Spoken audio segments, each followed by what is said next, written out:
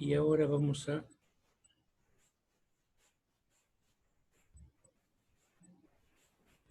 compartir pantalla.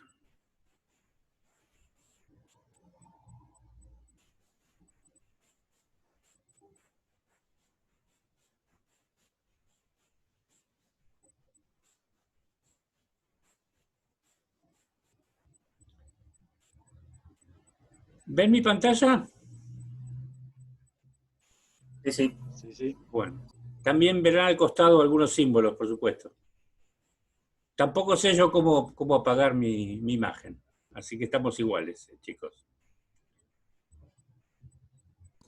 Si quiere reducir las imágenes Ahí en está, la ahí la columna veo. de imágenes, puede tocar el El botoncito, menos.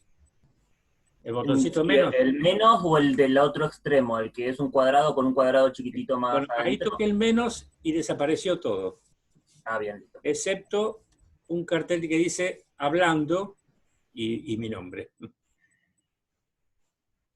Si no es ese,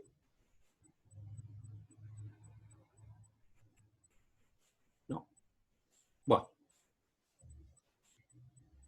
eso aparece. Lo lamento, no tengo forma. Bueno, vamos a iniciar la presentación más o menos donde la dejamos en la clase pasada. ¿Mm? Estos eran los contenidos de la unidad 1. El punto 1 y 2, que serían los que están con letra más grande, serían los que completaríamos hoy, si todo va bien, incluyendo una bibliografía, que va a estar al final. Y los otros temas se verán a lo largo de las próximas clases que tengo, excepto el de ideología. Aunque yo voy a decir algo sobre ideología en la clase que viene, el resto del tema lo va a ver el profesor Gallo. Los objetivos generales y específicos, planteo de la clase teórica, desarrollo de la clase teórica, es lo que veremos hoy. Los objetivos generales ya los vimos la semana pasada, los mencionamos. Dijimos que un poco era cuestionar el formato de mainstream que ustedes adquirieron hasta acá, cuestionarlo, obviamente no per se o no porque fuera feo o malo, sino cuestionarlo porque algunos de sus fundamentos son harto discutibles. De forma de brindarle elementos para que puedan pensar críticamente la disciplina en la cual van a desarrollar su profesión bueno, una vez graduados, ¿no? Y los objetivos específicos de la unidad 1 tenían que ver con esa cosa que hemos llamado economía política. ¿A qué se llama economía política? ¿Cuáles son los alcances y los principales enfoques y perspectivas que pudieran haber a lo largo del tiempo y especialmente hoy, ¿no? De eso se trata la materia. Y finalmente conocer desde diferentes perspectivas teóricas las vinculaciones que pueden encontrarse entre economía, ética e ideología. Conceptos que obviamente veremos. El de economía lo estamos viendo, el de ética lo veremos, y el de ideología, calculo que Marco ya empezó con el mismo en la clase del viernes pasado. Yo no puedo asistir a las clases de los viernes, lo repito, porque doy clase en otra unidad académica, justo en el mismo horario. Bueno, la clase propuesta empieza donde la dejamos la semana pasada, en la así llamada revolución marginalista. Vamos a pasarla rápidamente porque estas primeras filminas son exactamente las mismas que fueron las últimas de la presentación anterior. La definición de Robbins, corolarios de la definición de Robbins, es decir, consecuencias teóricas que se derivan de la misma, diferencias entre la economía política clásica y la economía neoclásica, una vez analizado lo anterior, continuidades entre ambas, algunas posibles formas de ver o encarar la economía política hoy contemporáneamente y una bibliografía sugerida para el tema. Comenzamos entonces por la revolución marginalista. Habíamos explicado que la economía política clásica entra en una especie de declive que originará una crisis hacia la segunda, digamos, a partir de 1850-1860. Lo cual no quiere decir que no tuviera críticos anteriores. O sea, el mensaje ricardiano había sido cuestionado por un sector de la opinión pública británica y alemana, sobre todo, muy conservador, ¿no? Porque, bueno, ya van a estudiar a Ricardo con Marcos, pero van a ver que hay cierta idea de pugna por el reparto de la torta, diríamos, por el reparto de la renta nacional, ¿no es cierto? Que los sectores conservadores consideraban peligrosa. Entonces, cuando John Stuart Mill escribe en 1848 lo que sería la obra cumbre del pensamiento clásico, sus principios de economía política, esta obra va a recibir una serie de cuestionamientos que en un debate particular sobre la cuestión de los salarios lo van a llevar a John Stuart a retractarse de uno de los ejes teóricos de la teoría clásica, que era la teoría del fondo de salarios, que también seguramente verán con Marcos. Y eso sin contar que además a la escuela clásica, como a mí me gusta decir, le había nacido un hijo putativo, digamos, ¿no? Que era Marx. Porque Marx, a partir de fundamentos y supuestos claramente clásicos, derivaba conclusiones anticapitalistas que no estaban para nada en el pensamiento de Smith o de Ricardo. Es entonces cuando aparecen en los años iniciales de la década del 70 tres textos que van a ser, en los manuales de historia del pensamiento económico, van a aparecer como los fundadores del pensamiento marginalista, digamos. Eso es discutible, porque algunas de las cosas que ellos van a decir ya habían sido dicho antes, por otros autores. ¿Sí? Cournot, Barras Padre, bueno, Gossen, Bernoulli en el siglo XVIII, etc. Y sin embargo no habían sido tenidos en cuenta por la corriente principal de la economía, que en ese momento era la economía política clásica. La cuestión, digamos, que obviamente está sujeta a debate, que no saldado aún, entre los autores de historia del pensamiento económico, es por qué esta vez sí el mensaje fue lo suficientemente poderoso o fuerte como para darle ese giro copernicano a la disciplina. Dijimos que eran los libros de Gibbons, de Menger y de Walras, respectivamente en Inglaterra, en Austria y en Francia y Suiza. Pese a que Walras era francés, no pudo enseñar en su país natal, sino que enseñó en un cantón suizo, en Lausanne, que era uno de los cantones de habla francesa. Y la Escuela del Equilibrio General, que es la que él funda, también se va a llamar, como de muchos años, algunos autores aún la denominan así, Escuela de Lausanne. Las tres obras trabajan o pivotean sobre un concepto al que cada uno llama de diferente manera, pero que después von Wieser, un discípulo de Menger, denominará utilidad marginal, que es lo que ustedes ya conocen por haberla estudiado en microeconomía. Estos cambios, que después veremos detalladamente la importancia y el alcance de los mismos, van a llegar hasta el nombre de la disciplina, digamos. Se va a proponer, y finalmente se tornará triunfante y hegemónico, un cambio en la denominación disciplinar de la economía política. Y esto va a estar de la mano de un economista escocés, hoy olvidado, Henry MacLeod, que entre 1873 y 1875, en una serie de textos que se suponía que iban a ser una especie de compendio de todo el saber de su tiempo, propone cambiar la denominación de political economy, o economía política, por el neologismo, que aquí está, economics. Es una palabra inventada.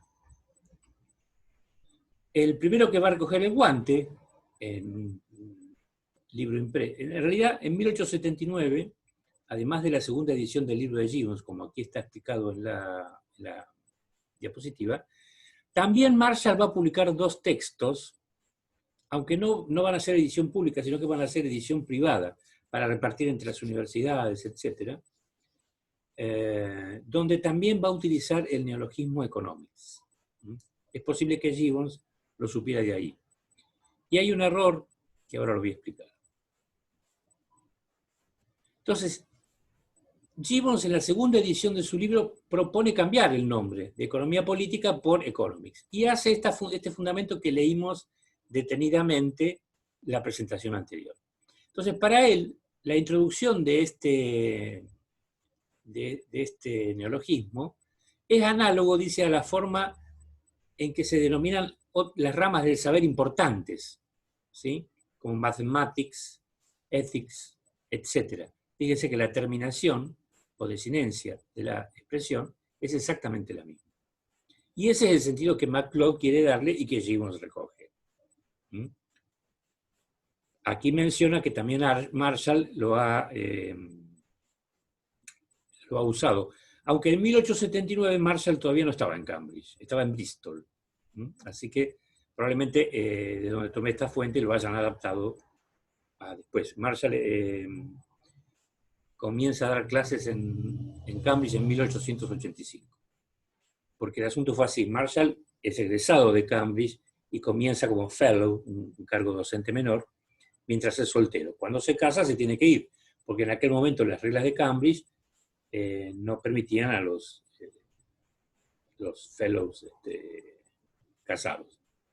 En 1885 se anula esta prohibición, digamos, absurda, y entonces Marshall puede volver, después de haber estado 2 años en Oxford. Justamente lo reemplazó a Gibbons cuando Gibbons fallece en Oxford. Fíjense esta aspiración extraordinaria que escribe Gibbons muy premonitoriamente en esta introducción o prólogas a la segunda edición de su libro. Hay que esperar, por tanto, que economía, es decir, economics, llegue a ser el nombre reconocido de una ciencia que hace casi un siglo se conocía entre los economistas franceses como, bueno, ciencia económica. Que también en español, probablemente por influencia francesa, se la sigue denominando de esa manera.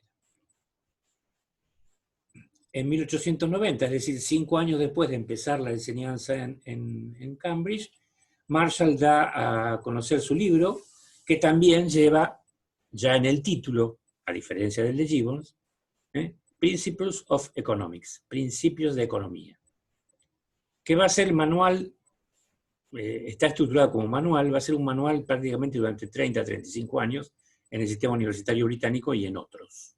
¿Sí? Por lo tanto, la influencia del pensamiento marshalliano aún está vigente en nuestros días, al menos en el mainstream o corriente principal. De hecho, la microeconomía neoclásica que se enseña en los cursos elementales de micro es micro-marshalliana. Como explicamos, se va a perder la definición unívoca de economía. Cada autor neoclásico tendrá una definición que no será demasiado diferente, pero que tiene algunos pequeños cambios, y por lo tanto cada autor defenderá la denominación que proponga. Algunas de las cuales van a aparecer en el capítulo 1 del texto de Robbins, que forma parte del material bibliográfico que tienen ustedes disponible. Esa ruptura se cerrará con el texto de Robbins de 1932. Justamente es uno de sus objetivos. En el libro, Robbins agrupa o pretende agrupar las varias definiciones, no todas, obviamente, de la economía o de economics, ¿no? Por un lado, las que se relacionan con el estudio de las causas de bienestar material, entre las cuales está la de Marshall y otros autores anglosajones. Un conjunto de definiciones que limitan el campo a las instituciones de una economía individualista de cambio. Esto sería lo que, yo me equivoqué también en la clase pasada, quería rectificarlo, cuando hablé de cataláctica, dije que cataláctica era la ciencia de los precios. No, cataláctica sería la ciencia de los intercambios. Y bueno, hubo un conjunto menor pero importante de autores que decían, no, esta es la economía, la que trata de los cambios, nada más, todo lo demás no es económico. Y había un conjunto que no explora Robbins, pero que sí lo menciona Argandonia, que tiene que ver con más bien con los principios clásicos y marxistas, ¿no? La economía como un conjunto de búsqueda de leyes o regularidades que expliquen la producción y distribución de la riqueza. Entonces Robbins propone superar esto y propone una definición que él dice que es analítica y no clasificatoria. Es decir, es analítica, como veremos en un momento, porque pretende definir un hecho económico y a partir de ahí decir, bueno, todos los hechos que reúnen estas características son objeto de estudio de la disciplina, el resto no. Y no hacer una enumeración larguísima de qué cosas entran dentro de la economía, como serían algunas definiciones clasificatorias que se mencionan también en el texto de Robbins. Y entonces propone la definición que todos ustedes conocen. Economía es la ciencia que trata de aquel aspecto de la conducta que surge de la escasez de medios para conseguir fines dados. Es decir, trata algún aspecto de la conducta humana que tiene que ver con esta relación entre medios escasos y fines múltiples. Aquí hay dos cuestiones importantes que uno podría cuestionar, por lo menos desde mi perspectiva, y es que Robbins omite definir a la economía como una ciencia social, y aquí está la palabra dados, sobre los cuales después diremos algunas cosas, ¿no? ¿Dados por quién? Sería la pregunta, que Robbins, al menos en el capítulo 1, nos responde. Otra definición, que es una reelaboración de lo anterior, que también está en el libro de Robbins, define a la ciencia, dice que la ciencia económica analiza el comportamiento humano como una relación entre, otra vez, fines dados y medios escasos que tienen usos alternativos. Entonces, en esta definición vamos a resaltar algunas cuestiones relevantes. En primer lugar, habla del comportamiento humano. Esto define la economía como una ciencia social, porque analiza un aspecto de la conducta humana. Fines dados. Sabemos que los fines dados en economía, y esto ya viene desde muy lejos, es la satisfacción de necesidades humanas, ¿sí? Necesarias para la supervivencia, no solo individual, sino colectiva. Para saciar esas necesidades hay medios, o bien que la naturaleza nos proporciona, o bien que elabora el hombre. Pero esos medios son escasos. Los llamamos recursos o factores de la producción, que pueden ser originales o derivados, como seguramente ustedes saben. Ahora bien, esos recursos tienen usos alternativos, es decir, que alguien tiene que tomar decisiones sobre cómo asignar o imputar esos recursos para la producción de bienes y servicios. Y de ahí que la economía también es la ciencia de la elección, uno podría denominar. Se pretende que la decisión sea racional y no a tontas y a locas, obviamente.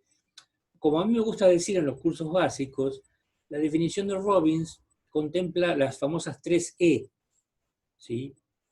Que son la escasez de recursos, la eficiencia a la hora de determinar o decidir una asignación, y la elección, que es justamente la capacidad que tienen las personas de tomar esas decisiones. Si tienen plena libertad para hacerlo, o si su campo decisional está restringido por alguna serie de factores, ese es otro debate, digamos, ¿sí? Pero hay que tomar decisiones. Entonces, si de la definición de Robbins surge que la economía tiene que adecuar medios a fines, medios escasos, a fines dados, los medios son los recursos y los fines son las necesidades, obviamente humanas. Ya hemos definido que el sujeto de la economía es el ser humano. Fíjense que los recursos tienen características particulares y las necesidades tienen también sus características particulares, pero no son comunes. Los recursos son escasos. No me voy a cansar de decir que escasez es una noción relativa. Son escasos en relación a la escala de necesidades humanas. Y no hay nada intrínseco al bien que haga que sea escaso o superabundante. Si son escasos, tienen un precio, es decir, son onerosos. Hay que pagar para poder obtenerlos. Y además son de uso alternativo. Las necesidades son múltiples. En ninguna parte dice Robbins que sean ilimitadas. Y tampoco es necesario. Con que sean múltiples es suficiente. son por supuesto de distinta importancia. Y aquí también hay una cuestión que la vincula con la elección. Al tomar decisiones uno prioriza unas necesidades sobre otras. Y además son refinables a lo largo del tiempo. Esto quiere decir que mejora la calidad, digamos, en que una necesidad se va satisfaciendo. Entre otras razones, porque mejoran los satisfactores de las necesidades. La tarea de la economía es entonces lograr la asignación más eficiente de ese conjunto de medios escasos, onerosos y de uso alternativo a un conjunto de fines múltiples, refinables y de distinta importancia. El hecho de que haya tantos problemas económicos nos muestra que esto no es tan sencillo de hacer como de escribirlo en un texto. Bueno, parece razonable hacer aquí la primera interrupción. Los escucho.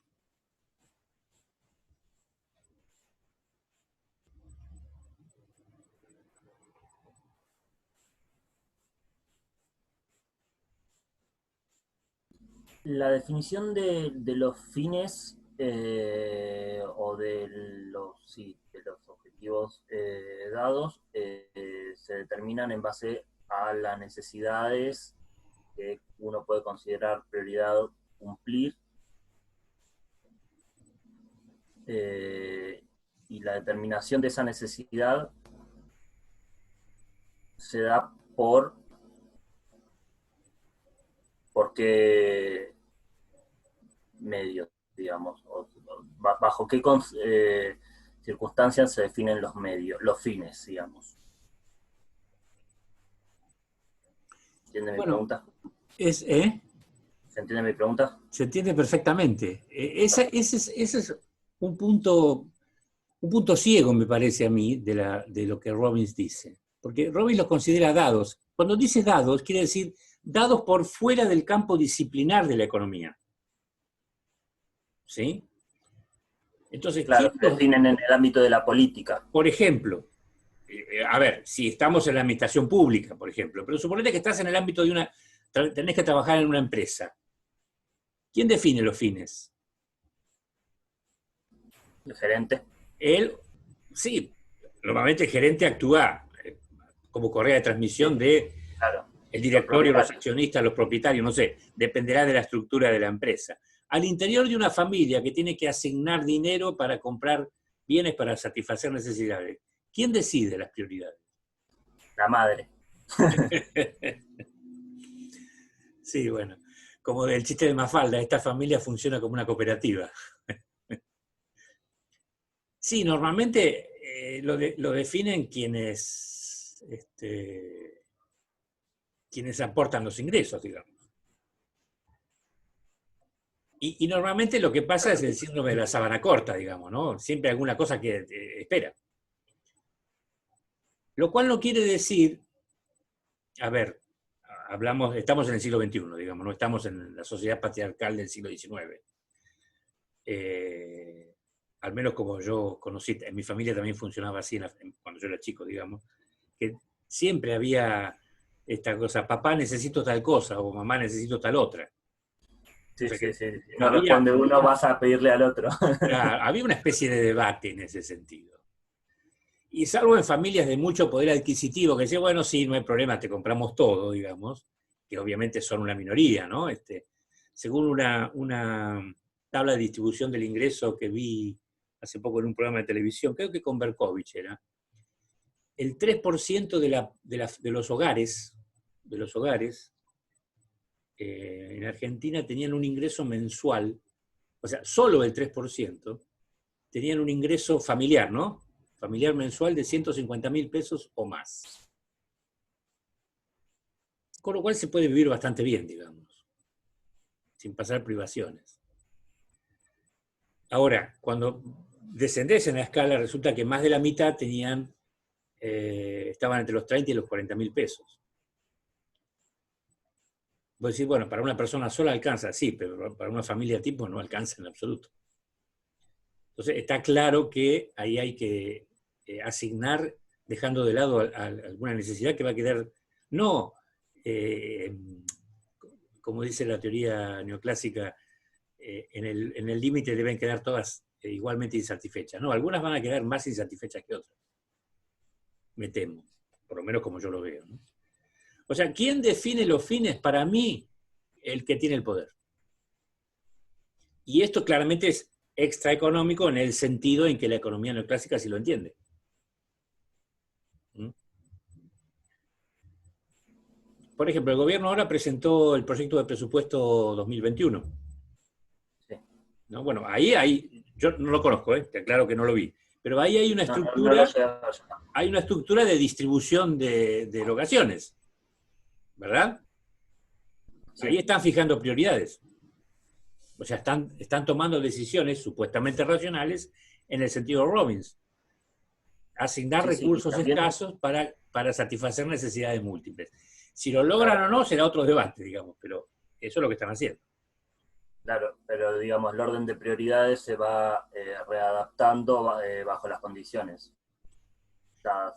Y bueno, la pandemia es un claro ejemplo. Claro. La pandemia es un claro ejemplo de que, digamos, hubo que dejar de hacer un montón de cosas que seguramente estaban pensadas o no, estoy hipotetizando, digamos, para atender eso. No solo a nivel público, también las empresas y las familias tuvieron que hacerlo. Y otras instituciones, la universidad, que no es ni empresa ni familia, bueno, estamos dando clase a través de Zoom, digamos. Sí, la universidad habilitó la cuenta de Zoom general para todas las cátedras. Claro.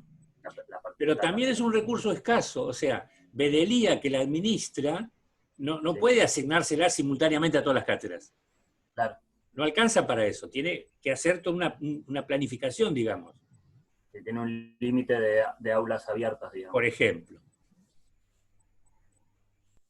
O sea que eso también es un problema económico. Pero, digamos, el día que podamos responder satisfactoriamente su pregunta, habremos dado un gran paso adelante, como yo lo veo. Y después, cuando veamos un poquito de ética y economía, vamos a ver también cómo algunos autores discuten la cuestión de los fines dados, digamos, ¿no? Y intentan incluir en la elección de esos fines un componente ético. Pero bueno, no nos adelantemos. No sé si está satisfecha su inquietud, caballero. Perfectamente. Bueno. ¿Alguna otra pregunta o duda o comentario?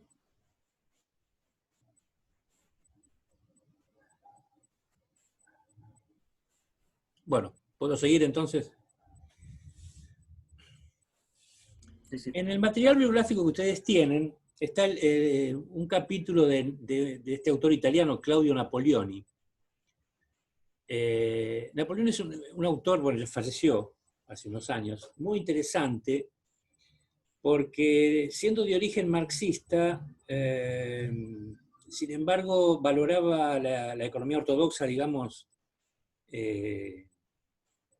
al menos algunos aspectos de la economía ortodoxa, muy, muy claramente.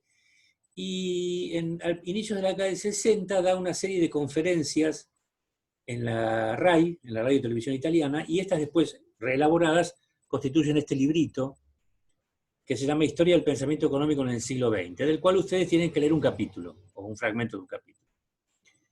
En ese capítulo hace un análisis extraordinario Napoleoni de las implicancias de la definición de Robbins. ¿Sí? Y, según su opinión, Robbins explicita un concepto de actividad económica y de ciencia económica, es decir, hay una gran conexión entre ambos, que ya estaban implícitos en la teoría balrassiana del equilibrio. Ahí tenemos una imagen de Robbins que debe ser contemporánea a la época que escribió su libro. Tenía 30 y pico de años.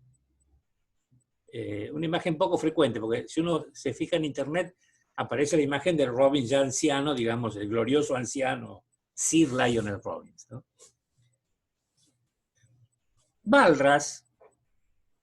León Balras, uno de los fundadores del pensamiento neoclásico, llamaba escasa a una cosa que fuera a la vez útil y limitada.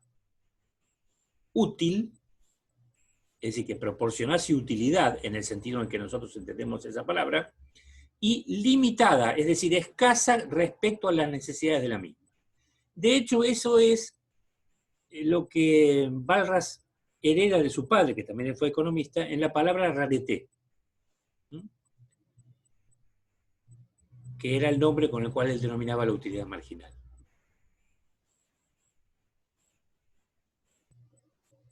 Según, para definir la actividad económica, cada sujeto se encuentra con un problema que debe resolver desde el punto de vista económico, que es obtener el máximo rendimiento de los recursos escasos que posee.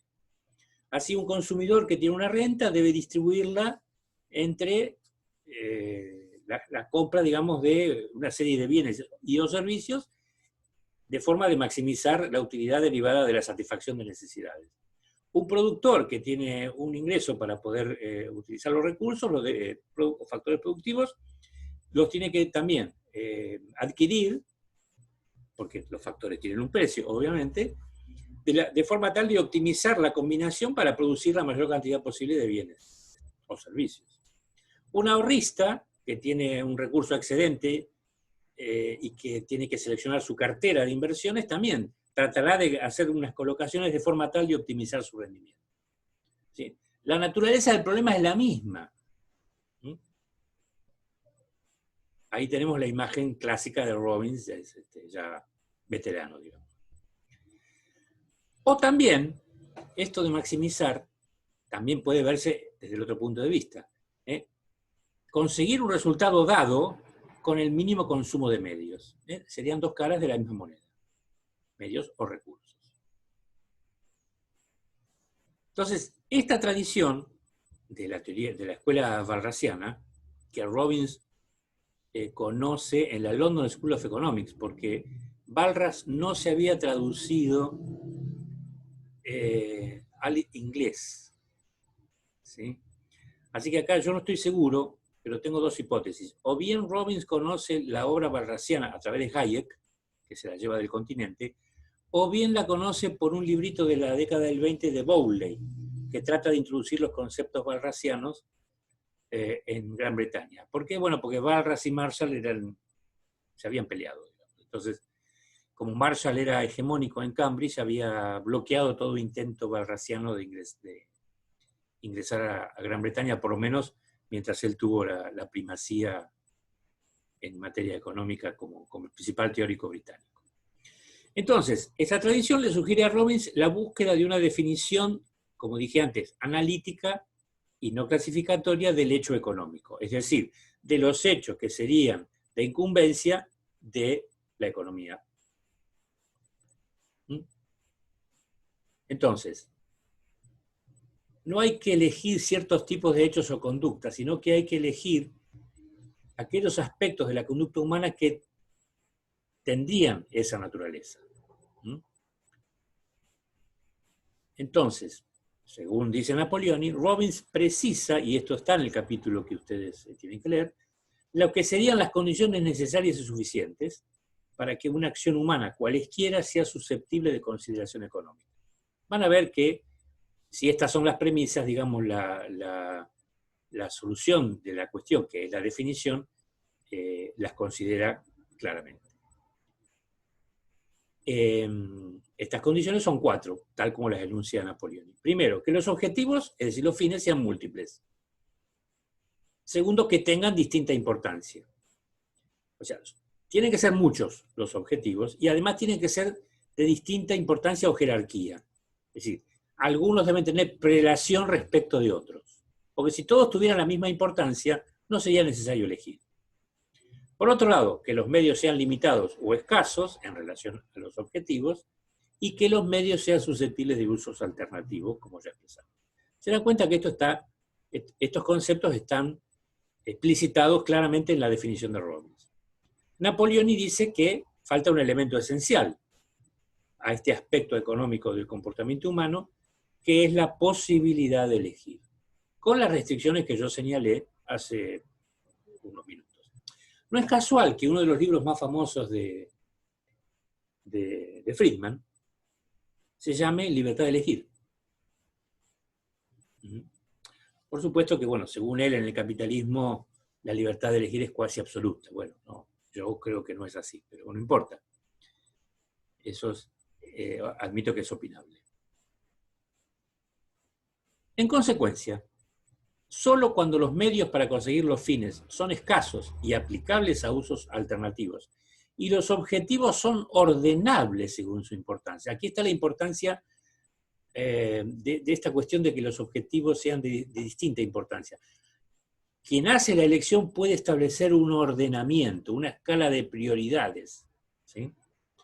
Solo entonces la conducta humana torna necesariamente la forma de una elección. A ver, ¿qué pongo primero y qué pongo último? Y entonces tiene una dimensión económica. La economía entonces se configura como una ciencia de la acción humana en cuanto tal acción se establece como elegida por las personas. Había dos autores que ya de alguna manera habían anticipado la noción de economía de Robbins. Uno era el italiano Maffeo Pantaleoni, que probablemente Robbins no conociera, discípulo de Pareto, y otro fue Wicksteed, un economista inglés con el que Marshall no se llevaba del todo bien. Economista y filósofo. Entonces, lo que hace Robbins, fíjense aquí, qué buena idea la de Napoleoni, le da sistematización a un conjunto de ideas que habían sido patrimonio común de diferentes economistas, más allá de que los economistas lo supieran y aún sabiéndolo estuvieran dispuestos a admitirlo. Y esto también es importante por lo que viene. Del ensayo de Robbins se deriva una conciencia todavía más clara del carácter unitario de la ciencia económica, ¿sí? Que será puesto de manifiesto por Paul Samuelson en su tesis doctoral, el famoso que va a ser editada como libro, Fundamentos del Análisis Económico, la famosa Foundations, donde él, vamos a volver a citarlas en otra clase, cuando hablemos de modelos, porque él ahí establece una relación entre matemáticas y lenguaje, que no es la misma que Marshall había establecido oportunamente. Para Marshall las matemáticas eran una herramienta. En cambio, para Samuelson, las matemáticas y el lenguaje son isomórficos, es decir, son iguales, son lenguajes equivalentes. Entonces, Samuelson es de alguna manera, con esta hipótesis y con esta obra, el responsable de la matematización, tal vez exagerada, de nuestra disciplina. Eso lo veremos más adelante. Corolarios, es decir, consecuencias de la definición de Robbins.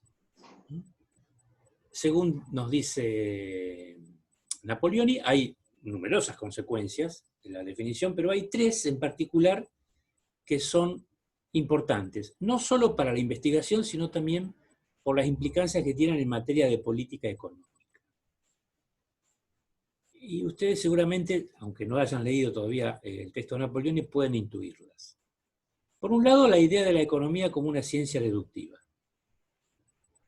En segundo lugar, la neutralidad con respecto a los fines. La neutralidad de la disciplina con respecto a los fines. Volvemos al mismo tema, ¿no? Y por último, esto tal vez está menos explorado, la relación entre economía y técnica. Veremos ahora, muy brevemente, estas tres cuestiones. Pero también ahora parecería importante establecer una nueva pausa para escucharlos a ustedes. Adelante, por favor. Perdón, yo me quedé con la pregunta de qué es el carácter unitario. Le escucho muy bajito.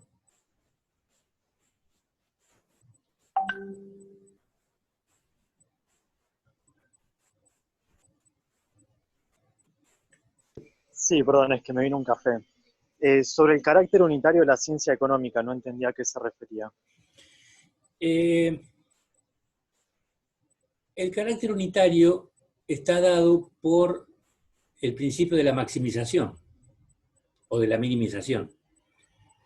Que esto se ve, por ejemplo, un consumidor quiere maximizar la utilidad, un productor quiere maximizar el beneficio, un ahorrista quiere maximizar el rendimiento.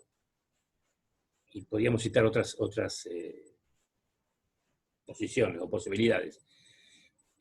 o bien, digamos, o maximizar el beneficio o minimizar los costos. Bueno, todos estos máximos y mínimos pueden ser susceptibles de similares operaciones matemáticas. ¿Sí? ¿Por qué le parece que las magnitudes que usted ha estudiado en la microeconomía siempre hay magnitudes totales, medias y marginales? Para hablar de ingresos, de beneficios, de costos, de producto. O sea, básicamente se refieren a la misma cuestión, digamos. Estamos en presencia de un máximo cuando la primera derivada es cero y la segunda es negativa, bueno, etcétera. Todas eso define el carácter unitario de la disciplina. Es decir, esa aplicación de ese herramental matemático nos permite razonar distintas cuestiones de manera uniforme, cosa que los clásicos no habían visualizado, salvo tal vez Malthus, porque Malthus obtiene 2 becas en matemáticas, estudia en Cambridge a principios del siglo, fines del siglo XVIII, principios del XIX, y en su libro de economía, Principios de Economía Política de 1820, si recuerdo bien, dice en una frasecita que le parece que el futuro de la economía estará ligado a las matemáticas. Eso es todo lo que dice. A eso se refiere Napoleoni. En el momento en que Napoleoni dice eso, el texto de Samuelson, las Foundations, o los Fundamentos del Análisis Económico, era una obra que se devoraba en las universidades de todo el mundo. Porque era novedosa, original.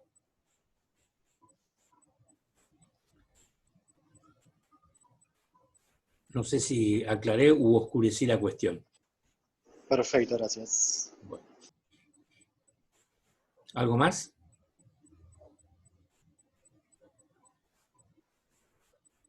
Entonces seguimos.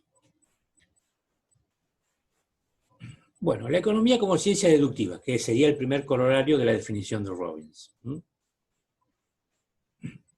Una ciencia deductiva sería una ciencia que deduce sus proposiciones de postulados inicialmente admitidos.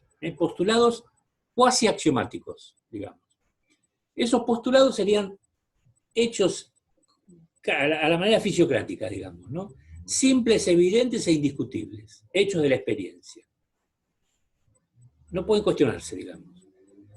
Y que obviamente son relativos a la forma en que la escasez de los bienes se revela en el mundo que uno investiga. Digamos. Aquí estamos pasando de la economía pura a la economía aplicada.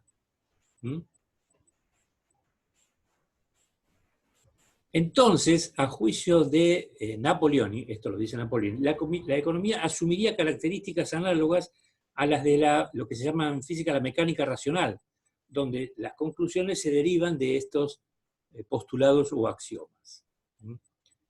Entonces, la economía no sería otra cosa que el desarrollo de todas las deducciones que es posible obtener de esas circunstancias inicialmente admitidas y que los objetivos múltiples y de distinta importancia pudiesen ser conseguidos con medios escasos susceptibles de usos alternativos.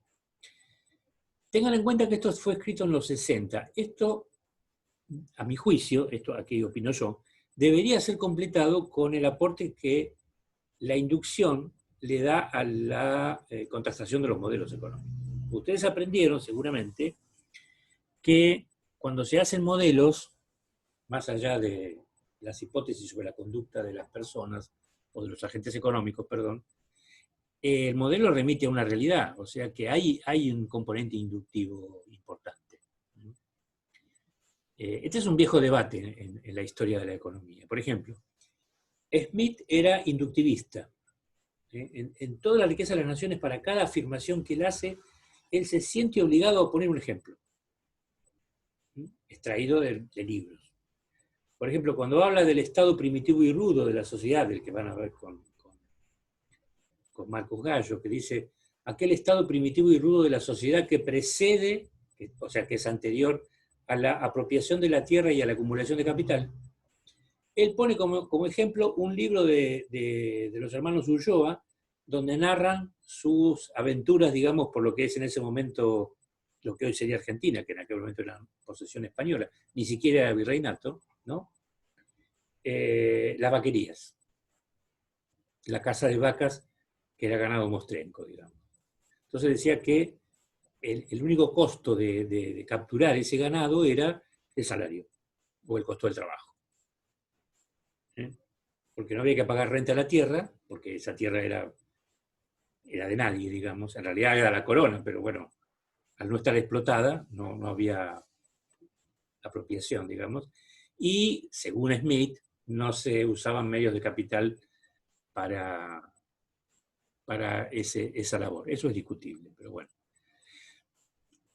No estamos hablando de eso ahora, estamos hablando de que Smith era inductivista. En cambio, Ricardo es deductivista. ¿Sí? En Ricardo es pura deducción. No hay, Ricardo, digamos, en ese sentido, no en vano es un precursor de los neoclásicos, digamos. Un precursor de la teoría de la productividad marginal. A la vez que un precursor de la teoría del excedente marxista, digamos, ¿no? Esa es la genialidad de Ricardo. No en vano en Ricardo prácticamente no hay ejemplos reales, salvo el capítulo agregado en la última edición sobre la maquinaria, digamos. Es un modelo, construye un modelo sin saber que está construyendo un modelo. El segundo corolario, este es más interesante tal vez, tiene que ver con la neutralidad con respecto a los fines. Entonces, de la definición de Robbins se deduce que el problema económico, y por lo tanto la reflexión científica sobre la propia disciplina, nace solo en el momento en que el profesional o los individuos instituyen, establecen una relación entre medios y fines, no antes. Pero ni los fines como tales, ni los medios como tales tienen relevancia o interés para la disciplina, por fuera de su relación recíproca. Esto es un error, ya voy a decir por qué. En particular, y aquí tal vez haya una respuesta para la pregunta que hacía su compañero hace un rato, esto es Napoleoni interpretando a Robbins, ¿no? La economía es indiferente respecto a los fines, en el sentido que no está en situación de emitir sobre ellos un juicio. Ojo, un juicio técnico, por el mismo motivo por el que sí está en situación de dar un juicio sobre los más convenientes usos de los medios para conseguir los mismos fines. Si no pudiera dar un juicio sobre esta segunda cuestión, la economía estaría en problemas. Obviamente esto no excluye la posibilidad de emitir juicios de valor, pero no desde el rol de economista, digamos, no un juicio técnico, sino como persona, como individuo privado. Según Robbins, el rol del profesional se limita a indicar de qué modo los medios a su disposición serán usados para conseguir aquellos fines de la mejor manera posible.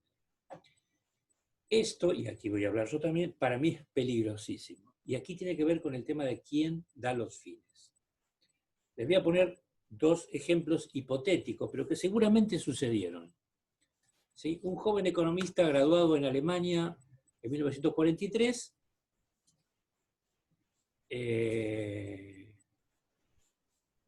no sé, hay un llamado concurso, no sé cómo sería la forma de reclutar personal técnico, pero bueno, es contratado por el Ministerio de Albert Speer, no me acuerdo cómo se llamaba, si era de armamentos, de abastecimiento, bueno. ¿No? Y entonces le dice, bueno, mire, acá tenemos un problema. O no, por el Speer no. Es contratado por las SS. Dice, tenemos un problema, mire, tenemos X cantidad de campos de concentración en todo el territorio del Reich y tenemos estas vías ferroviarias. Usted tiene que diseñarme, en investigación operativa se llama un camino crítico, ¿no? Un camino que implique el menor desplazamiento de trenes, porque obviamente los trenes son importantes para el esfuerzo bélico, el menor consumo de combustible, etc., y la máxima eficacia en cuanto a la cantidad de gente que transportemos a estos lager. Ah, mira vos, bueno, sí, cómo no, yo tengo la herramienta matemática para hacerla, la voy a hacer. Entonces, el economista no puede cuestionar los fines.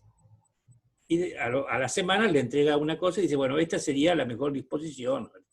La misma cuestión puede dársele a un joven profesional egresado, no sé, en 1947-48 en la Unión Soviética y que es contratado por los administradores del Gulag. O podría tenerla también un tipo que dice, un economista que le piden que diseñe el sistema de abastecimiento del Gulag. El Gulag, a diferencia de los lager nazis, eran campos de trabajo más que de exterminio, lo cual no quiere decir que si había que exterminar lo hacían. Pero, por ejemplo, no había hornos crematorios. Entonces ahí se trataba de mantener a los prisioneros la mayor cantidad de tiempo vivos, porque eran fundamentales como esclavos, digamos, o como trabajadores serviles, porque en algunos casos algunos tenían remuneración o no. Esto lo estudió Orlando Figes en un libro muy interesante, bueno, en un par de libros, sobre la Rusia postsoviética. Bueno, ahí entonces tenemos un problema de fines horrorosos, digamos, horrorosos desde todo punto de vista, y sin embargo, según la definición de Robbins, digamos, el rol del profesional se limita a indicar de qué modo los medios a su disposición serán usados para conseguir aquellos fines de la mejor manera posible. Terrible, es un corolario muy peligroso. Eso es tan peligroso como otra cosa que también he leído estos días, una cosa que dijo un autor, dice, economía es lo que los economistas definen como tal. No, eso es peligrosísimo. Recordar la definición de Kuhn de ciencia. Ciencia es lo que los científicos creen que es. Disparate. Un disparate. Peligrosísimo porque un día los científicos se ponen de acuerdo con que el tarot tiene carácter científico y entonces el tarot pasa a ser ciencia. O la astrología o lo que uno quisiera. No, eso no puede ser. Bueno, disculpe. Entonces, si es cierto esto que dice Robbins, o si Napoleón interpreta correctamente a Robbins, la economía entonces resulta ser una ciencia positiva en el sentido de que está libre o desprovista de juicios de valor. Por último, la relación entre economía y técnica. Así como hablamos en la diapositiva anterior sobre fines, podemos hablar ahora sobre medios o recursos. También los medios, dice Napoleón, interpretando a Robbins, fuera de su relación con los fines, no presentan ningún interés para la economía.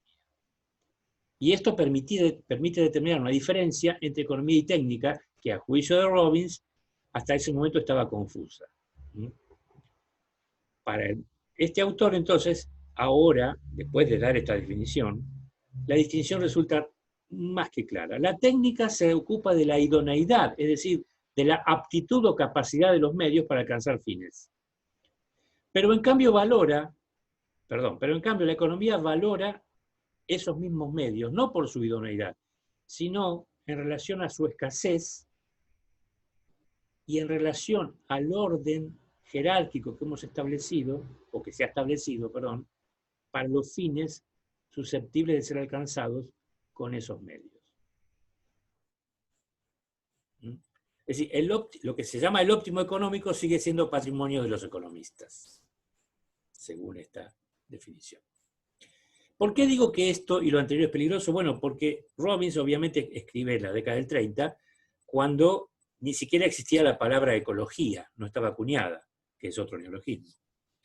No toma en cuenta, por ejemplo, el impacto ambiental, o de los fines o del uso de ciertos medios. Así que ahí ya tenemos una limitación muy, muy clara que no puede dejar de ser citada cuando uno establezca estas cosas. Por eso hoy cualquier proyecto de inversión privada o pública tiene un apartado que es la medición del impacto ambiental del mismo. Y por eso a veces se pagan verdaderas fortunas para disimular o fraguar eso para que el proyecto se siga llevando a cabo de todas maneras. Y si no me creen, vean esta película con Julia Roberts y Denzel Washington, El informe Pelícano.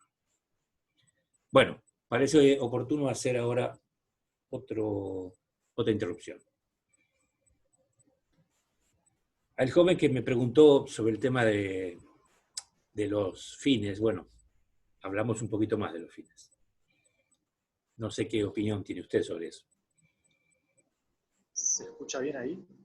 Lo escucho perfectamente. Bien.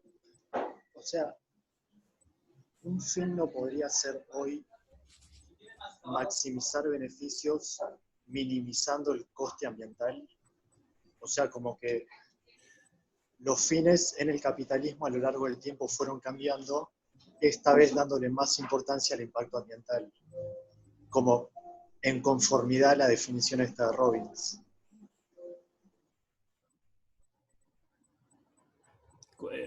¿Cuál sería la pregunta? ¿Por qué sería peligrosa esa definición hoy?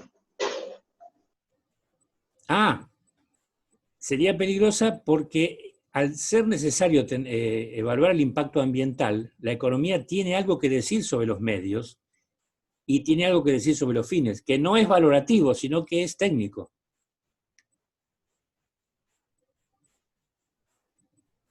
Por ejemplo, no sé, voy a poner un ejemplo. Si se sigue deforestando la Amazonia, habrá serias consecuencias, no solo en cuanto a cambio climático, sino también a la provisión del aire que respiramos. No sé qué proporción del aire, según dicen los biólogos, yo de esto no sé nada, es proporcionado, suministrado, no sé cuál es la palabra, por la Amazonia.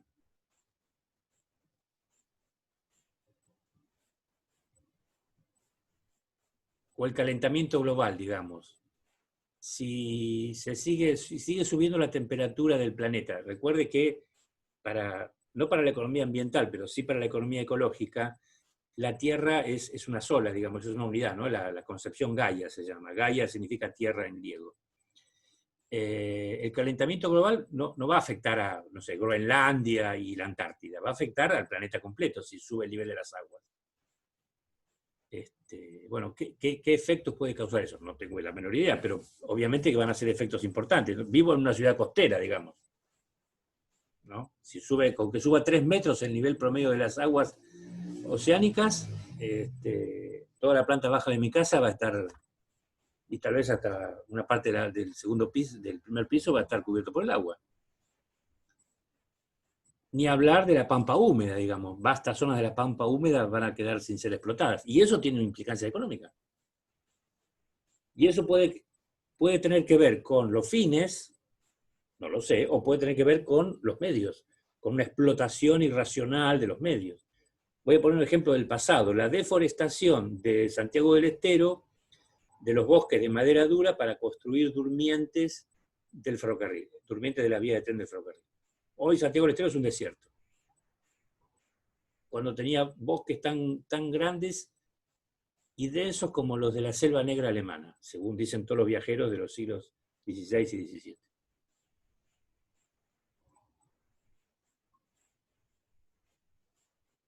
En ese sentido es peligrosa la definición. De todas maneras, estoy expresando una opinión, no es la verdad revelada.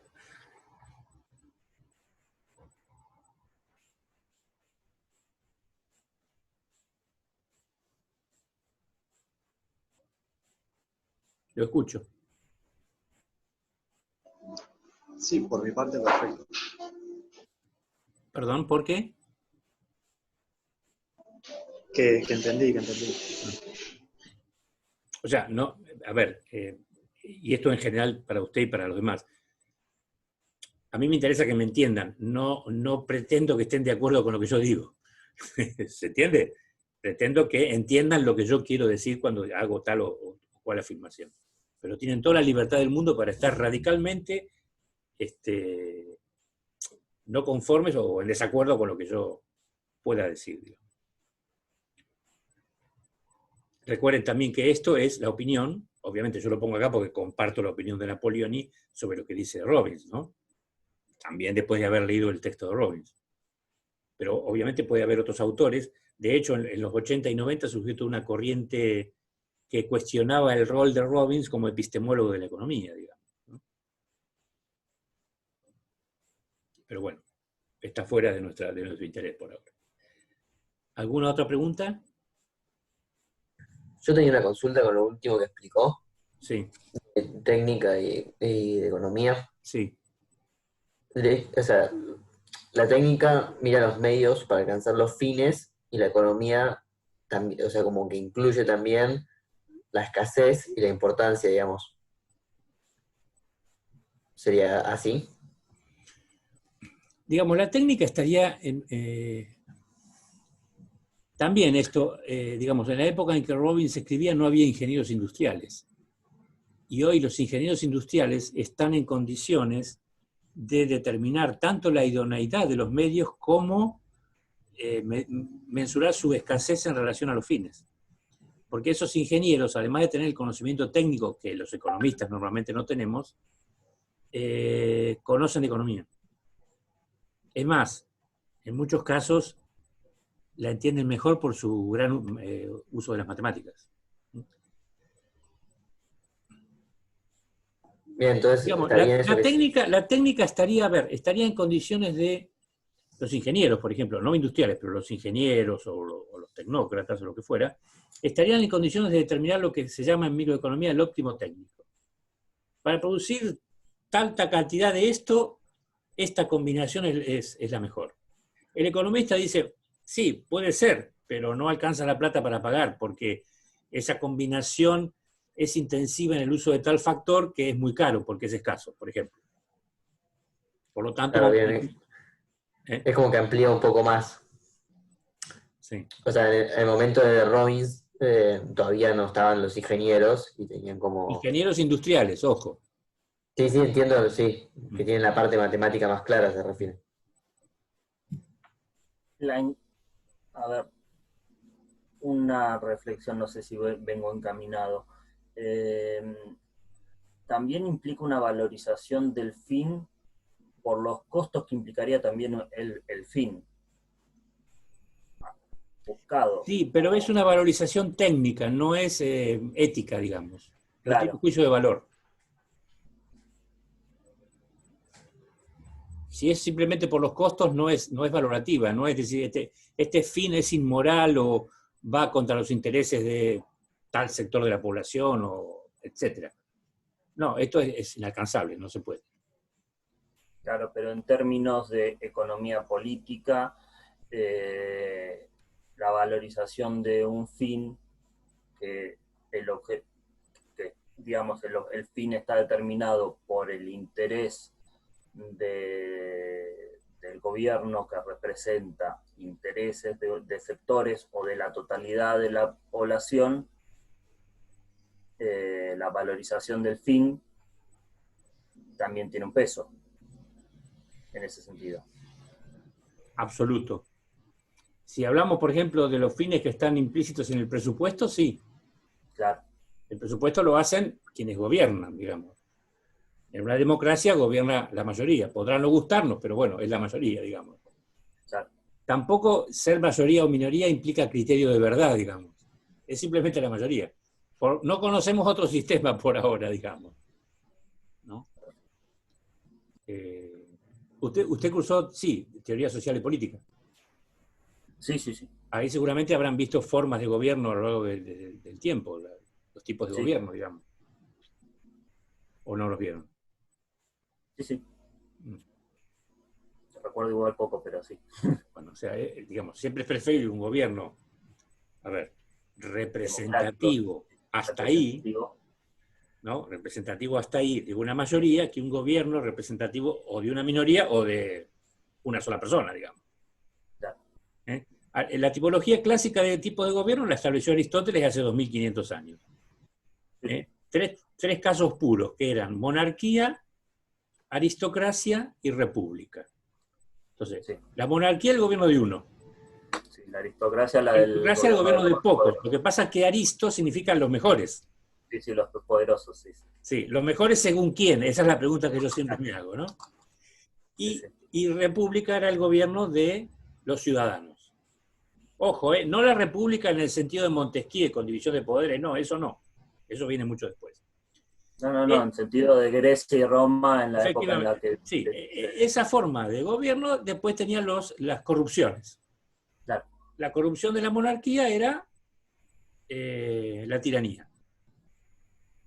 La corrupción de la aristocracia era la plutocracia, es decir, el gobierno de los ricos.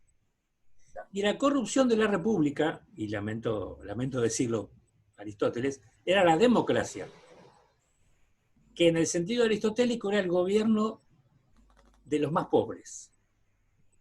No entendí, perdón. ¿Eh? ¿Me repite lo último? La corrupción del gobierno republicano, o la república, digamos, la república censitaria o minoritaria de Atenas, ¿no? Sí. Era la democracia, que para Aristóteles era el gobierno de los más pobres.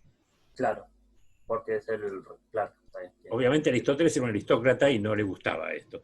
De hecho, Aristóteles fue el tutor de Alejandro Magno, digamos.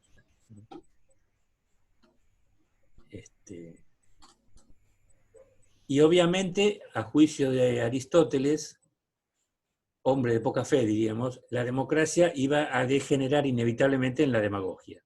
Y eventualmente en una dictadura de un pobre, digamos, un demagogo que vendría de ese grupo de pobres, que se iba a imponer por la violencia al resto de las clases, hasta que fuera derrocado sangrientamente. Y entonces volvíamos a empezar con la monarquía, etc. Obviamente, esa es la visión aristotélica. Puede ser compartida o no, pero bueno, impregna la politología hasta nuestros días, ¿no?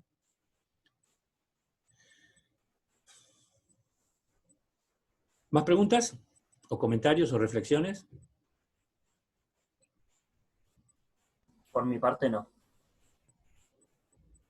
¿Alguno más? ¿O alguna? Las damas han estado calladas.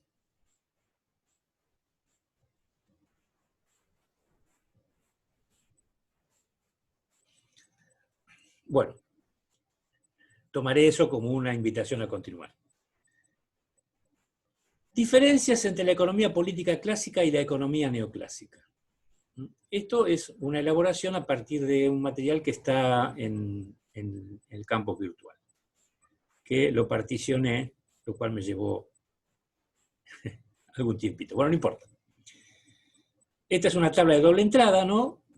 Vamos a ver 3, donde en la primera columna tenemos una característica y después veríamos cómo esa característica se manifiesta en la economía clásica o en la economía neoclásica. Yo no me animo a llamarlos paradigmas como lo hace Suisi, pero hasta en cierta manera lo son. Lo que pasa es que, como veremos después, también hay muchas continuidades entre ambas formas de concebir la economía. Digamos, hay rupturas y hay continuidades. Por eso yo no estoy de acuerdo con la hipótesis de Kuhn de que los paradigmas son inconmensurables. Eso me parece un despropósito. Bueno, nombre de la disciplina. Bueno, ya hemos visto que el nombre cambió. De Political Economy pasó a ser Economics. La mejor traducción de Economics al español no sería economía, sino que sería económica. Como la revista esta que editaba la Universidad de La Plata. Origen. Bueno, la economía política se ocupa ante todo del sector de la producción y considera a la demanda como dada. En el mundo clásico todo lo que se produce será absorbido, salvo que haya crisis. En cambio, la economía neoclásica tiene un origen en el consumo y por lo tanto va a trabajar sobre la satisfacción del individuo. No en vano, su metodología será la del individualismo metodológico. En cambio, la producción es un hecho social, porque requiere del concurso de, numerosas personas. Los actores del análisis socioeconómico también serán diferentes. En la economía clásica tenemos clases sociales, cuyo rol está definido por su, o mejor dicho, las clases sociales se definen por su rol en el proceso productivo, al menos desde el punto de vista económico. Los fisiócratas van a hablar de 3 clases: propietaria, productora y estéril. Estos son los terratenientes, de Smith y Ricardo. Estos serían capitalistas, o empresarios con mentalidad capitalista, pero del sector agropecuario. Y estos serían capitalistas del sector manufacturero. En Smith y Ricardo, más precisamente, serán terratenientes, capitalistas y asalariados, dueños de los 3 factores productivos. Marx, que trabaja sobre un modelo industrial, va a considerar solamente dos clases, dejando de lado a los terratenientes. En cambio, la economía neoclásica, que ve a individuos en una sociedad atomística, va a hablar de unidades o agentes económicos. Esto, obviamente, despolitiza la economía en el sentido de que uno es consumidor o productor independientemente de la clase social a la que pertenezca o con la cual se siente identificado. Los tipos básicos de modelos económicos de la economía política clásica son modelos de producción. En cambio, la economía neoclásica, sobre todo en la primera generación, son economías de cambio puro, digamos. Gibbons es un ejemplo, donde no se trabaja la oferta. Se supone una oferta rígida o dada. La forma de exposición de los textos, en general en la economía política clásica, es literaria, con muy pocos ejemplos matemáticos, y donde aparecen los ejemplos matemáticos, estos son de, digamos, suma, resta, multiplicación y división, nada más. En cambio, en la economía neoclásica hay, no voy a decir en similares proporciones, porque esto dependerá de cada autor, pero hay una exposición literaria, una exposición analítica con desarrollos matemáticos y una exposición gráfica. Obviamente, en los textos más modernos, la parte analítica y gráfica va, en algunos casos, siendo equivalente o prevaleciente a la parte literaria. Las ciencias auxiliares de la economía política clásica son la filosofía y la historia, básicamente. Mientras que la ciencia auxiliar, por definición, de la economía neoclásica es la matemática, particularmente el cálculo infinitesimal newtoniano. La orientación de la economía clásica es básicamente macroeconómica, porque lo veremos en la siguiente filmina, por la índole de sus preocupaciones fundamentales. En cambio, la de la economía neoclásica es esencialmente microeconómica, también tiene que ver con la índole de su principal preocupación. Los factores de la producción que consideran los clásicos son tres: tierra, trabajo y capital, y por lo tanto las retribuciones también son tres: renta de la tierra, salario del trabajo y beneficio del capital. En cambio, la economía neoclásica, y esta es una contribución marshalliana, va a distinguir entre cuatro factores: tierra, trabajo y capital, que hereda de los clásicos, al cual le agregan la dirección u organización, como la llamaba Marshall, o factor empresarial. Y por lo tanto, va a aparecer una cuarta retribución: la renta de la tierra, el salario del trabajo, el interés del capital ahora, y el beneficio para la dirección u organización. Y por último, el problema principal, como ustedes lo ven acá en la economía clásica, claramente es macroeconómico. En Smith es el crecimiento económico. El título del libro: Investigación sobre la naturaleza y causas de la riqueza de las naciones. El crecimiento económico se entiende como una mayor riqueza, es decir, una mayor producción de mercancías. En Ricardo, leímos lo que decía Ricardo, el problema principal es determinar las leyes que rigen la distribución del ingreso o renta nacional. Y en Marx, creo que también lo dijimos, el problema principal, que él analiza el capital, él analiza el capitalismo, que es lo que tiene enfrente, es la determinación de las leyes del movimiento capitalista. Fíjense, en los tres hay leyes, aunque son de diferente naturaleza. En cambio, para la economía neoclásica, la preocupación principal es de naturaleza microeconómica, la asignación eficiente de los recursos. ¿Dónde se hace esto? En los diferentes mercados. De ahí la preocupación esencialmente microeconómica. ¿Qué actores hay en los mercados? Consumidores y productores. Bueno, demandantes y oferentes, tenemos que estudiarlos. Y por último, que tal vez debería ser al comienzo, las teorías del valor. ¿Qué determina el valor de los bienes o de las mercancías, según la denominación de cada uno de ellos? Bueno, las teorías del valor clásicas son de naturaleza objetivas. Del costo de la producción, como en Smith, o del valor trabajo, como en Ricardo y Marx. En cambio, la teoría del valor neoclásica es, sobre todo en los fundadores, es subjetiva y está basada en la utilidad marginal. Cada individuo valora distinto la tenencia de bienes. Y por lo tanto está dispuesto a pagar diferentes valores por las unidades adicionales de los mismos. Como dijimos, también hay continuidades, es decir, cuestiones que los clásicos, o que aparecen en los clásicos y que reaparecen en los neoclásicos. Por ejemplo, la ley de Say, que aseguraría la imposibilidad de crisis generales de sobreproducción, como, bueno, fue la crisis del 29. La vigencia del principio de la población malthusiano, por lo menos hasta Keynes inclusive, Keynes era malthusiano. Ya lo van a ver un poquito detalladamente con Marcos, perdón. La vigencia de la teoría cuantitativa del dinero, que es anterior a los clásicos, ya aparece en autores como John Locke y David Hume. Obviamente para ambos, el mejor asignador de recursos es el mercado y el peor es el Estado. De ahí se sugiere entonces que el Estado debe intervenir lo menos posible en los diferentes mercados.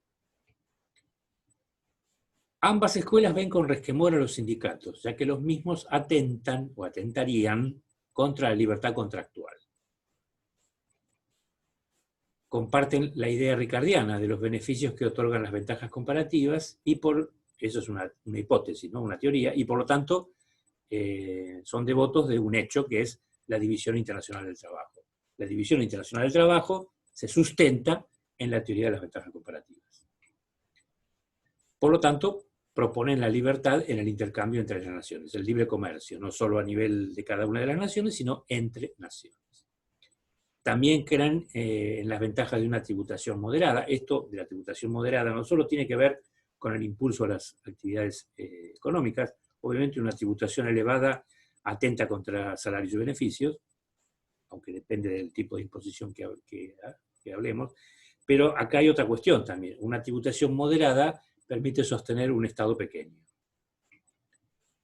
Y, este va a ser el punto de debate con el pensamiento keynesiano, y de alguna manera con la idea de Marx, tanto clásicos como neoclásicos, por la vigencia de la ley de Say, perciben o tienden a creer que la economía tiende al equilibrio del pleno empleo endógenamente, es decir, sin necesidad de auxilio o intervención pública. ¿Y por qué se da esto? Bueno, porque la vigencia de la ley de Say aseguraría la plena y total flexibilidad de precios, salarios y tipos de interés en presencia de crisis, con lo cual las crisis se solucionarían de alguna manera rápidamente. Bueno, esto es un panorama así a vuelo de pájaro, pero casi todos estos temas los van a ver detalladamente cuando discutan a Smith, a Ricardo, a Marx y a Keynes. Bueno, ahora sí, entonces, antes de ver la última parte, hacemos otro pequeño corte. Los escucho.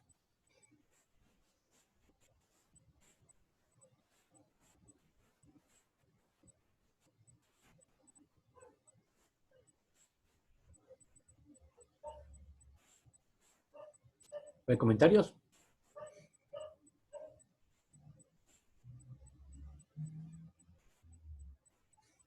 No, a mí solamente me llamó la atención el cuadro ese que hizo donde clasificó a los clásicos como análisis netamente macroeconómicos, cuando hasta el keynesianismo no se considera la economía como macro y micro, sino que como que el padre de la macroeconomía es Keynes, se supone, y claro, en realidad antes no estaba dividido, pero el análisis era macroeconómico. Eso me llamó la atención. Yo puse básicamente macroeconómico. Ellos no sabían que estaban haciendo macroeconomía. Claro, por eso. Tampoco los neoclásicos sabían que estaban haciendo microeconomía. Porque eso surge hasta la década del 30 del siglo XX, digamos. Ya lo vamos a contar, no sé si la clase que viene o la otra, ese proceso, digamos. Pero, digamos, las preocupaciones son de naturaleza macroeconómica. Sí.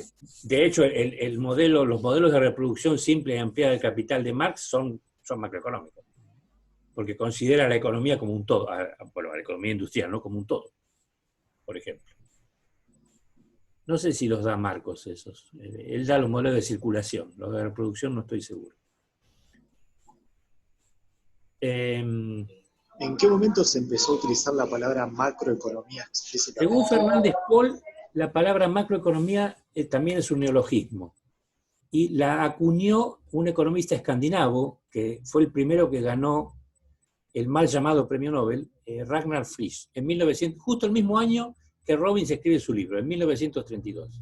O sea, la palabra existió antes de que Keynes escribiera su libro. aunque había tendencias en otros economistas, Kalecki, un economista polaco, Gunnar Myrdal, un economista también escandinavo, los análisis que estaba haciendo Mitchell en Estados Unidos sobre el ciclo económico, ¿sí? Todas estas cuestiones que Keynes incorpora convirtiéndolo en un cosmos, digamos, o sea, en un orden coherente, estaban en el ambiente. Todavía no sabían que se llamaba macroeconomía, ¿sí? Ahora, el desarrollo de la macro viene con el impulso que le va a dar la Segunda Guerra Mundial. Por ejemplo, el sistema de cuentas nacionales es heredero de la Segunda Guerra Mundial. ¿Por qué? Y porque había que medir algo para saber con qué recursos se contaba para enfrentar esa terrible sangría económica. Y vos fijate, Keynes se ocupó de conseguir financiación. Keynes era un patriota británico ante todo, ¿no? Se consiguió de conseguir la financiación estadounidense y bueno, se le fue la vida en eso, porque con los 5 viajes que hizo se agotó, ¿no? Pero esa deuda se terminó de pagar hace pocos años, hace menos de 10 años. La deuda contraída por Gran Bretaña con Estados Unidos por las diferentes leyes para financiar el esfuerzo bélico. Y los norteamericanos, a la madre patria no le perdonaron un mango, ¿eh? Los ingleses tuvieron que ponerse con toda la mosca. Perdón, me fui de tema. Ragnar Frisch tenía una habilidad especial, porque él no solo inventó el término macroeconomía, sino que también inventó el término econometría. Fíjate vos. Y el autor, y me anticipo a lo que veré, de la división entre temas micro y temas macro es, otra vez, Paul Samuelson. No en ese libro, sino en otro. Tuvo tanto, durante, no sé, 3 décadas fue el libro más vendido en el mundo de economía, y por lo tanto, no solo todos los autores que querían vender libros y competir tuvieron que imitarlo, sino que también reordenó la enseñanza de la disciplina en las universidades, que antes no se enseñaba así. Antes se enseñaba teoría del valor, teoría de distribución, comercio internacional, bla, bla, bla. Pero después se enseñó micro y macro. En Argentina, la primera universidad que crea, o las primeras 2 universidades que crean la carrera nuestra, fueron la UBA y la Católica de Buenos Aires, en 1958. En la UBA, el título era licenciado en Economía Política. En la UBA era licenciado en Economía. ¿Sí? 10 años después, en 1968, se crea la licenciatura acá en la Universidad de Mar del Plata. ¿Sí? Y ya es licenciatura en Economía. Ya la palabra política se perdió en el medio. Se seguía usando en Argentina, por influencia francesa. Fíjate vos que en el 56 se funda la Asociación Argentina de Economía Política. ¿Sí? Obviamente, el grueso de los socios son neoclásicos, digamos, y la mayoría de los trabajos, si vos te metés, hay cosas muy interesantes, ¿no? Están los anales publicados en internet, vos te metés ahí y encontrás cosas maravillosas y cosas horrorosas, de todo, ¿no? Pero se sigue llamando así, Asociación Argentina de Economía Política. Bueno, no sé por qué terminé ahí. ¿Alguien me lo explica?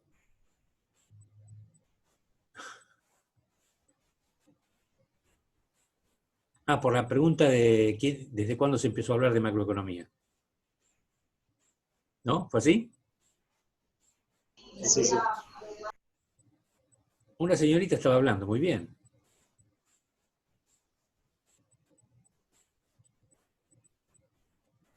¿Nada más? Bueno. ¿No hay más preguntas? Entonces, ¿cómo podría verse hoy la economía política?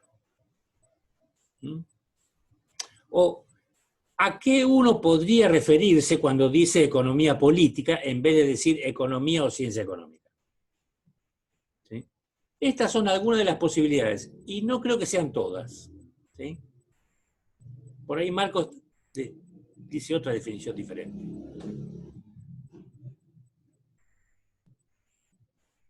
Una forma es como lo hace Argandoña en el texto que ustedes tienen que leer. ¿Sí? Aquí hay Argandoña es un autor que todavía vive. Nació en 1943. Es profesor emérito, bueno, tiene toda una serie de... En su momento supo ser keynesiano, no sé ahora qué pensará. Me parece que ya no es tan keynesiano como antes, pero bueno, no importa, ese es otro tema. En el texto, en el artículo que ustedes tienen que leer, dice así: la economía política viene a concebir esta disciplina, o sea, se concibe a sí misma, ¿no?, como un estudio de relaciones entre grupos o clases sociales. En tanto que la economía, él no pone esta palabra, yo la agrego, neoclásica, se basa en un equilibrio competitivo entre sujetos, o actores, o agentes, dentro de una sociedad atomística. Aquella, es decir, la economía política, tiene una amplitud mayor que esta. Ojo, esto lo dice Argandoña, que era un ortodoxo. Y pone énfasis en aspectos que la segunda no dudaría en rechazar como no económicos. Mañana les voy a dar ¿cómo se llama? El postre. ¿Sabes por qué? Porque papá nos lo desinfectó. Micrófono abierto. Sí, una dama habló. Bueno, entonces, la economía política sería más amplia y trataría algunas cuestiones que la economía neoclásica rechazaría como económicas.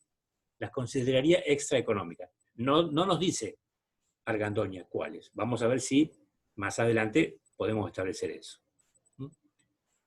De ahí que, cuando él escribe, 1983, la economía política represente una postura de crítica a la economía en su concepción neoclásica. Esto parece estar presente en todas las definiciones que yo pude encontrar de economía política.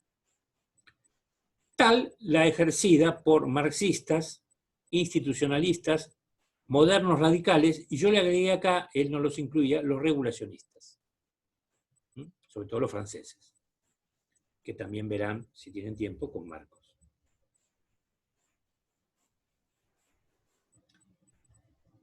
Bueno, otra sería, esto es casi arqueológico, digamos, ¿no? Está tomado de un diccionario de economía política soviético, de las décadas del 70, o sea, antes del derrumbe de la Unión Soviética. Es prácticamente una caricatura de lo que Marx hubiera pensado, en mi modesta opinión de profesor provinciano. Dice: ciencia que trata del desarrollo de las relaciones sociales de producción. Estudia las leyes económicas que rigen la producción, la distribución, el cambio y el consumo de los bienes materiales en la sociedad humana en los diversos estadios de su desarrollo. Hasta ahí estaría de acuerdo, digamos, más allá de que yo agregaría, además de los bienes materiales, los servicios. Pero bueno, acá hay una reminiscencia claramente clásica y marxista, o marxiana.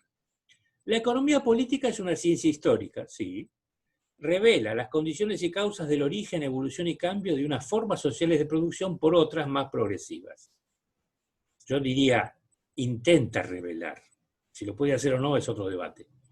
La economía política roza los intereses económicos y políticos fundamentales de los hombres, de las diversas clases de la sociedad, y en las formaciones antagónicas de clase es campo de una aguda lucha clasista. Por eso no existe ni puede existir una economía política única para todas las clases. Existe la economía política burguesa, la economía política proletaria y la economía política de las clases intermedias de la pequeña burguesía. Esto es un disparate. Esto es un soberano disparate. Sí, suena muy a disparate. Es un disparate. Pero obviamente tiene que ver con algo propio de los marxistas.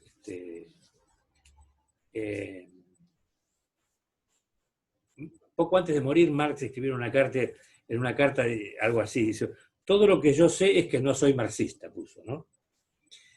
Y también desilusionado por las cosas que decían algunos políticos, ¿no? que decían actuar en su nombre, dijo una frase demoledora, dijo: he sembrado dragones, he cosechado pulgas. Me viene a la mente después de leer semejante disparate, pero bueno. Esto es agitprop, es lo que antes hacían los de izquierda y hoy hacen las derechas. Agitación y propaganda, digamos. Como quiera que las relaciones de producción son relaciones entre los hombres y se forman en el proceso de producción de los bienes materiales, o otra vez los bienes materiales, la economía política estudia y desentraña las leyes que presiden el desarrollo de tales relaciones, en estrecha conexión y acción recíproca con las fuerzas productivas, fuerzas que, en unidad con las relaciones de producción, constituyen el modo de producción de una determinada formación económico-social. Bueno, en esto estaría de acuerdo, digamos, este último punto es ortodoxia de Marx, ortodoxa marxiana, digamos. Salvo por el agregado de esta palabra, formación económico-social, que es de Lenin y no es de Marx. Ya verán las diferencias con Marcos.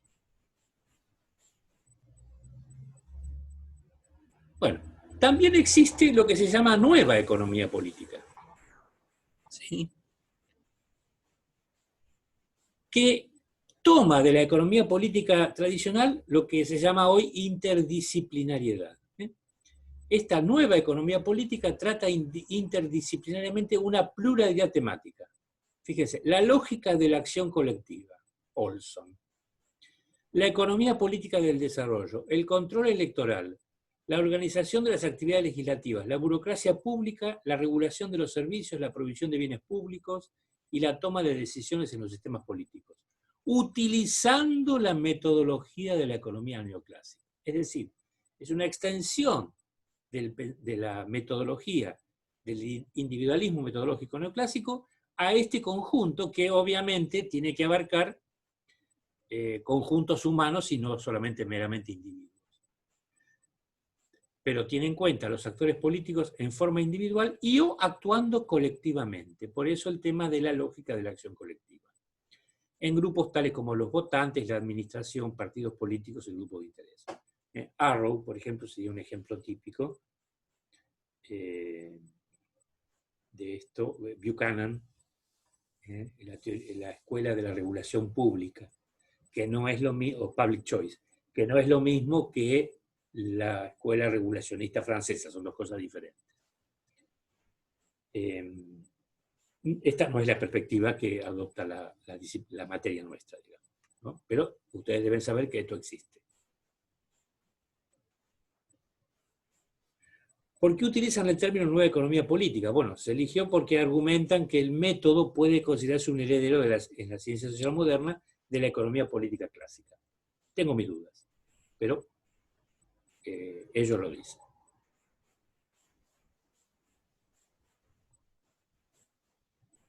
Bueno, en la currícula de la escuela secundaria de la provincia de Buenos Aires existe una materia que se llama economía política, que en la orientación sociales es única para los estudiantes que la siguen y en la orientación gestión y administración es una de las dos materias que tiene. Después la otra que tiene se llama elementos de micro y macroeconomía. La definen de la siguiente manera.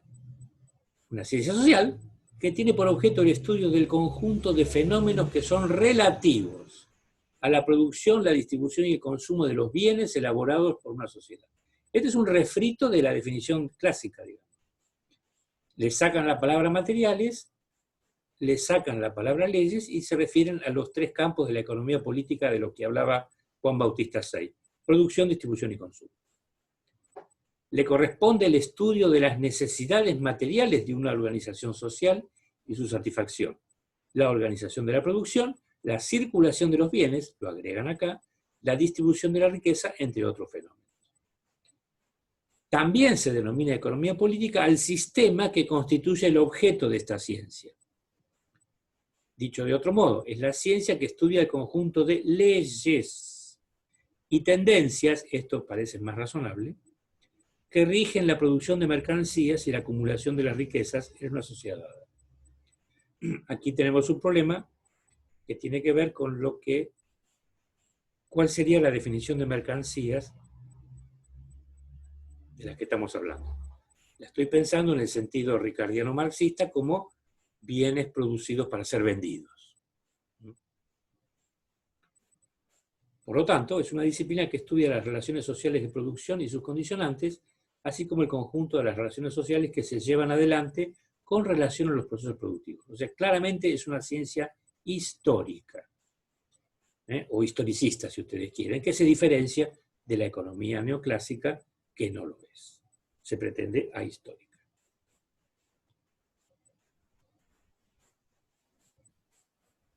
Bueno, aquí vamos encontrando la pata de la sota. La economía política es una rama de la ciencia económica. Ah, caramba. Mirá vos, la ciencia económica es más amplia que la economía política. Chocolate. Que estudia cómo desde el gobierno se organiza la producción, distribución, intercambio y consumo de bienes y servicios de las distintas sociedades. En otras palabras, esta materia analiza cómo los estados administran la economía tomando en consideración variables sociales y políticas. Esta definición a mí no me gusta mucho porque daría a entender que es el Estado el que organiza toda la producción. Y eso no es así, al menos en el moderno capitalismo. Pero esto sí es muy interesante. Se puede decir que esta ciencia estudia la relación entre el poder político y la economía de un país. Y cómo interactúan. Y esto sí es algo de lo que se va a ver en la última parte de la materia, aplicado al caso argentino. Características. Es interdisciplinar. Esto estamos de acuerdo casi todos. Nos ayuda a entender cómo los gobiernos toman sus decisiones de política fiscal y monetaria. Esta D está de más, discúlpenme. Aporta una visión más amplia sobre el manejo económico de un país, en teoría. O sea, y permitiría entender por qué desde el Estado se toman ciertas medidas que podrían no ser eficientes o rentables en el sentido ortodoxo. Pero, obviamente, tiene un enfoque histórico, tomando las corrientes de pensamiento precedente para determinar en qué han podido fallar y o acertar. Eso no es justo, pero bueno. Y por último, esta fuente es muy poco prestigiosa, pero es una fuente al fin. Si un lego quiere saber de qué es la economía política hoy, ¿dónde va a ir a buscarla? Bueno, a Wikipedia. Esto es lo que dice Wikipedia sobre la economía política. El término economía política se utiliza comúnmente para referirse a estudios interdisciplinarios que se apoyan en la economía, la sociología, la antropología, el derecho y la ciencia política, para entender cómo las instituciones y los entornos políticos influyen sobre la conducta de los mercados. Es una definición cuasi institucionalista esta. Y aquí no puedo dejar de agregar que la ciencia política contemporánea está muy influenciada con hechos, con concepciones económicas. Por ejemplo, algo que a los politólogos sin formación matemática les cuesta entender, la teoría de los juegos. La teoría de los juegos no cooperativos es utilizada por muchos politólogos para tratar de entender la lógica política de las modernas sociedades. Dentro de la ciencia política, el término se refiere principalmente a las teorías liberales, marxistas o de otro tipo, que estudian las relaciones entre la economía y el poder político dentro de los estados. La economía política internacional es una rama que tiene que ver con el comercio, las finanzas internacionales y con las políticas que tengan que ver con el intercambio internacional, que no será objeto de interés en esta materia. Esto es lo que dice Wikipedia ayer. Yo tengo guardado un artículo de Wikipedia de hace 7 u 8 años y no decía exactamente lo mismo. Porque, bueno, tiene ese problema Wikipedia, va cambiando.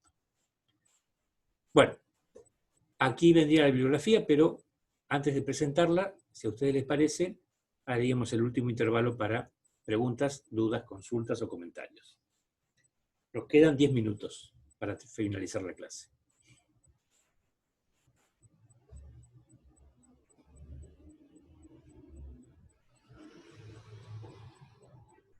Una consulta. Cuando definís, Marcelo, el término de nueva economía política, ¿se me escucha? Sí, se escucha. No está relacionado con la economía, el término de economía política del que habla Argandoña y esos autores, que es más social o más macro, No. sino que es más, que tiene que ver con la economía clásica, digamos. O sea, es una extensión. La nueva economía política, a lo sumo, toman algunas cosas de Smith. El resto son extensiones modernas, digamos. Es un intento de extender el análisis neoclásico a campos que han estado por fuera del análisis tradicional de la corriente ortodoxa desde el último tercio del siglo XIX. No es el único. Te pongo otro ejemplo, Gary Baker. ¿Qué hace Gary Baker? Gary Baker intenta estudiar la familia, el delito, las cárceles, etcétera, desde el punto de vista de la lógica de la economía neoclásica. Claro. Así, por ejemplo, según Gary Baker, un matrimonio es una forma de acumular capital. Y las parejas seleccionan, las parejas racionales, por supuesto, seleccionan el número de hijos según la utilidad marginal que le proporciona a cada uno de estos. Lo cual es un soberano disparate, porque la utilidad marginal es un concepto válido únicamente entre unidades homogéneas de un cierto bien. Y los hijos son, estimada, según me enseñó mi mamá, Luana, los hijos son como los dedos de una mano, todos diferentes.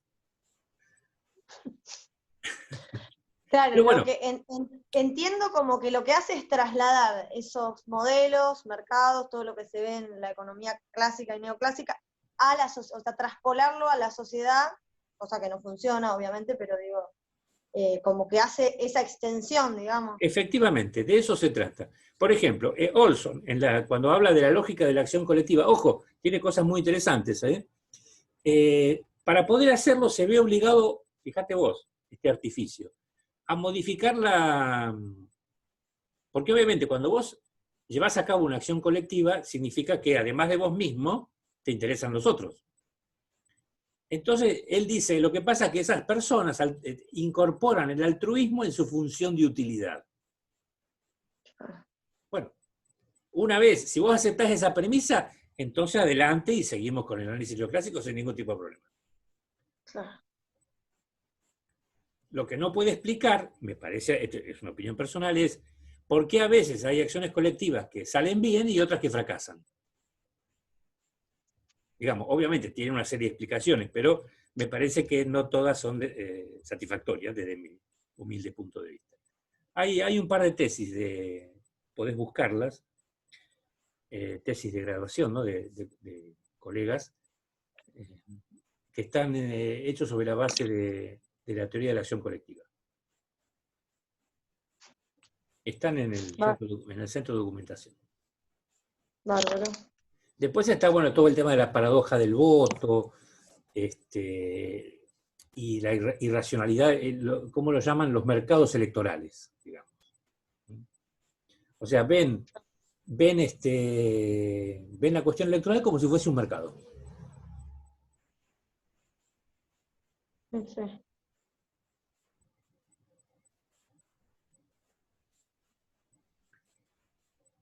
Obviamente ahí se ven obligados a admitir, y por eso hablan de la paradoja del voto, que el votante es un ser individuo racional. Porque si vos extendés el análisis neoclásico al sentido del voto, forzosamente tenés que admitir que si sos racional en tus decisiones, también lo sos a la hora de votar. Si no, tendríamos un problema de incompatibilidad teórica, digamos. Sí, no tiene nada que ver, digamos, con la economía política, digamos. No, con la economía política no. No.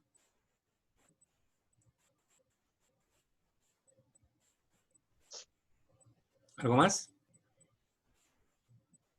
Yo no, gracias. ¿Alguien más?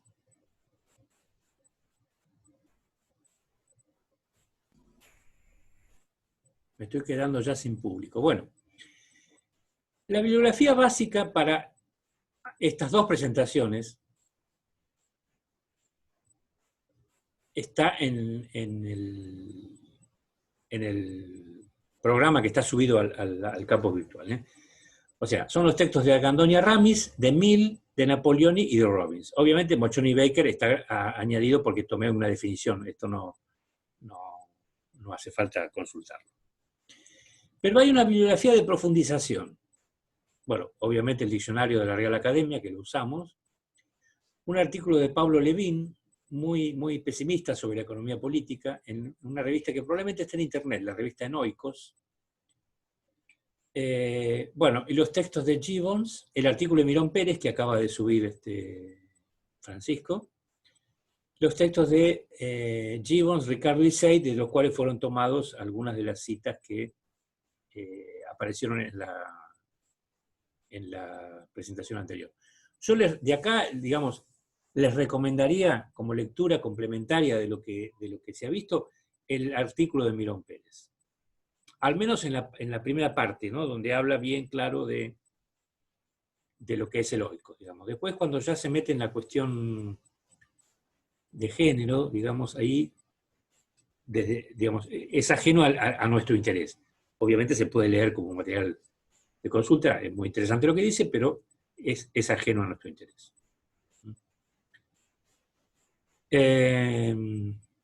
Bueno, y eso es todo, me parece. A ver, sí, eso es todo.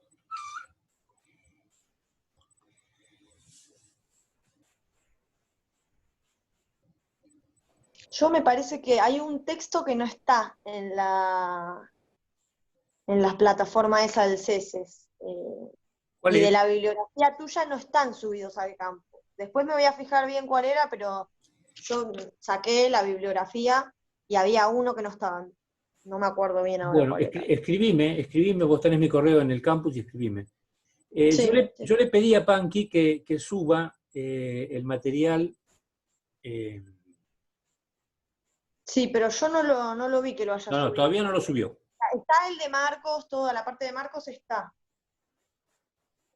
El tuyo no lo vi. Voy a terminar a detener la grabación.